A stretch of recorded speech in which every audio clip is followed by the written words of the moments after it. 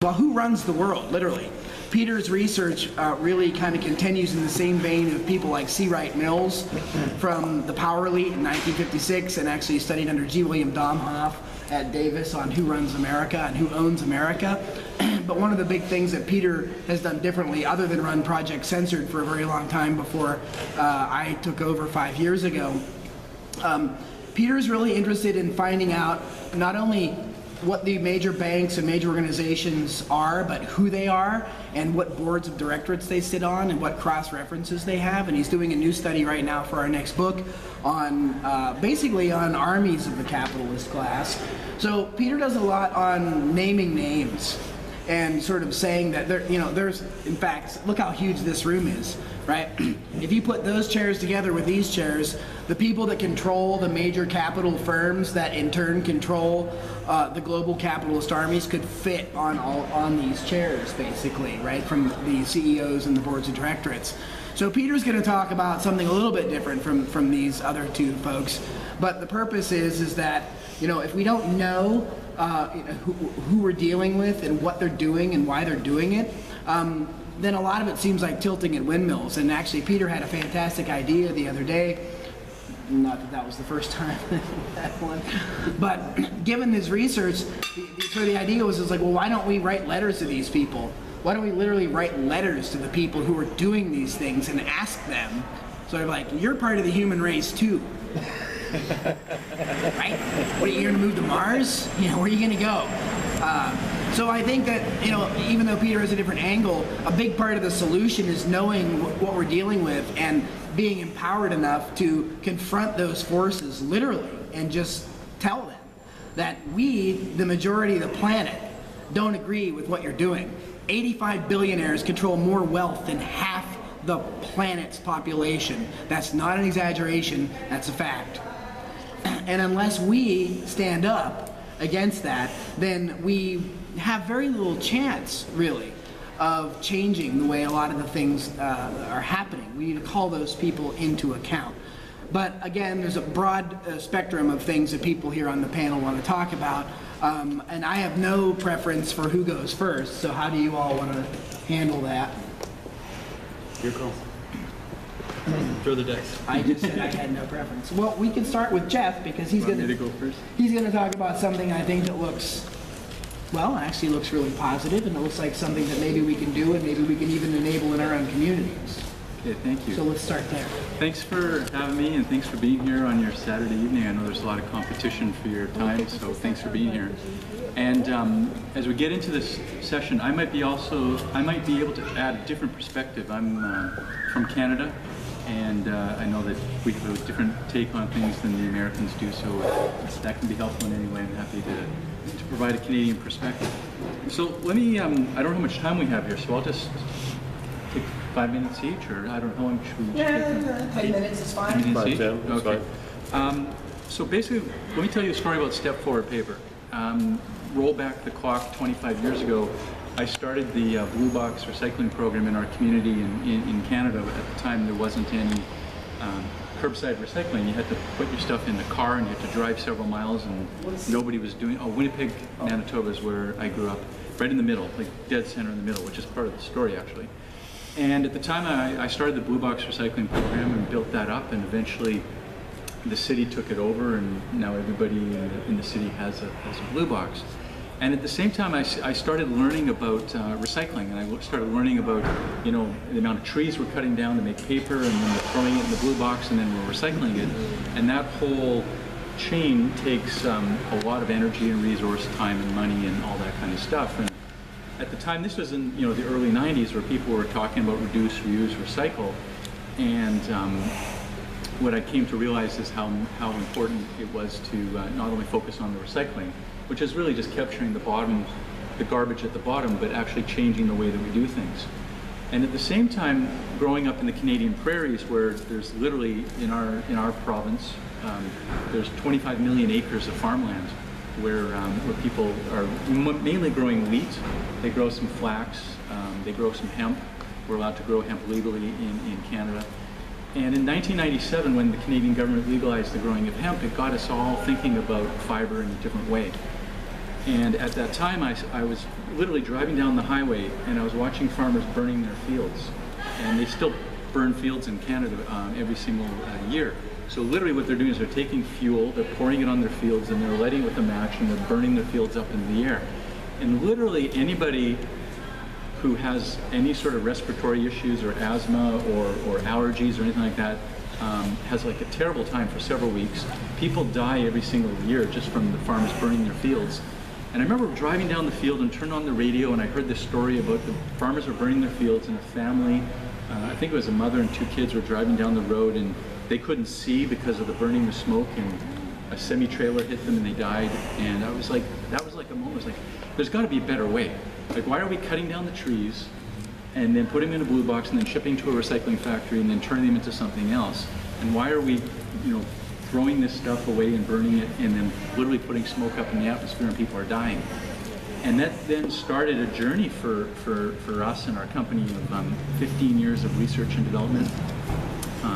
God bless the Canadian government. We got $4 or $5 million worth of government grants from the Canadian government. We went into research.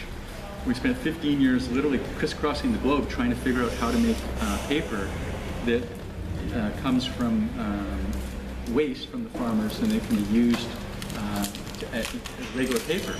And you might say, why did it take so long to get that figured out? Well, really we tried to do what I call our trifecta of high quality, eco-friendly, and affordable price. And anybody that's gone into the eco-friendly space in any product or in the corporate social responsibility space tries to hit those 3 things, but most people usually hit 1. A good product hits 2. It's very rare when you hit all 3, right? Think of Tesla cars, not too far from this community here. Great cars, eco-friendly, but like only the rich people can afford to buy them. So that to me doesn't really change the paradigm completely, because it's like super expensive. And so what we've been able to do is create a recipe where it's basically the same paper, looks the same, performs the same, acts the same as regular paper. In fact, we like to say that the most remarkable thing about our paper is how unremarkable it actually is. It's just paper, right? So it looks the same, performs the same, acts the same. It is super eco-friendly. We had a life cycle study done which we published on our website, and there's an eco-calculator on our website, and you can punch in the paper you're using, and it'll show you all the savings that you'll get. And you literally, 2 boxes of this paper saves 1 tree. Literally 2 boxes saves 1 tree. And then you also have all these other savings on land and water and energy and electricity and all that kind of stuff. And then in addition to that, it's affordably priced. So today it's the same price as a 30% recycled paper, but it's got a lower footprint than 100% recycled paper. So it's a very good price for anybody that's looking for a responsible paper. So basically that's what we're doing, and we think it's really good form of value-added agriculture for the farmer. It gets us off our addiction for cutting down trees as much as we do. Now that's not to say that we don't support the cutting of the trees. It's all about balance, and it's all about equality. And our paper at the moment, the paper that we're selling at the moment, has 20% tree fiber, 80% wheat straw in it. So I don't want this to be pitted, you know, us against the trees. It's not like that. It's about sustainability. And the reality that's going to come in here, and I don't know if the other 2 are going to jump into this or not, but the reality which is happening here on the globe today is the population is expected to double worldwide, and the demand. By when? Well, the graph that I mean, if I had my PowerPoint, I'd show you this graph. But we've got this graph that by 2050, I think it is.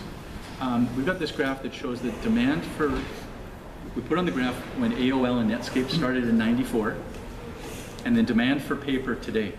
And it's doubled since the internet started. And I know a lot of people think that we're in a paperless society. It's actually doubled since the internet started. It's projected to double again by 2040. And that's mainly because of population growth, and it's also about emerging markets. The reality, the sad reality is that the same growth curve for paper could be energy, water, minerals, electricity, like anything that we're taking from Mother Earth. The same demand curve is going like this, it's going to double. And a lot of that is Brazil, Russia, India, China, true. And a lot of it is if we never use another resource here in North America ever again, if we all start walking everywhere and growing our own food, the curve still goes like this. Okay? That's the reality.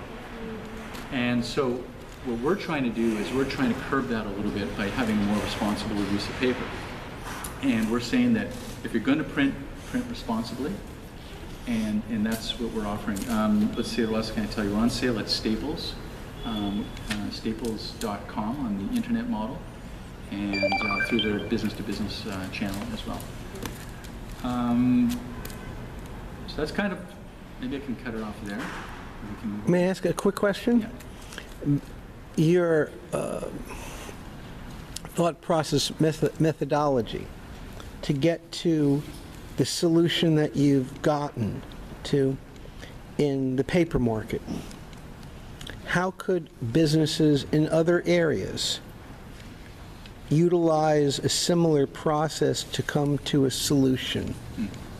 Whether it's food, whether it's energy, transportation. It's obviously a couple of things that you looked for to get all that trifecta you call. I mean, it's good questions. I define opportunity as a space where customer satisfaction is low and prices are high. Customer satisfaction is low, prices are high. And that's where I think we can all find opportunities in these spaces. So I'll give you an example that we can all relate to. Think about Blockbuster Video, right? Back in the day, Blockbuster Video was it. Like, you had to get in your car, you drive down there, you had to like bring all your ID with you, you had to like mortgage your house just to get that movie. You were treated like a criminal if your movie was 1 minute late and people were looking at you. Like, it was a painful process, right? Physically, emotionally painful process, right?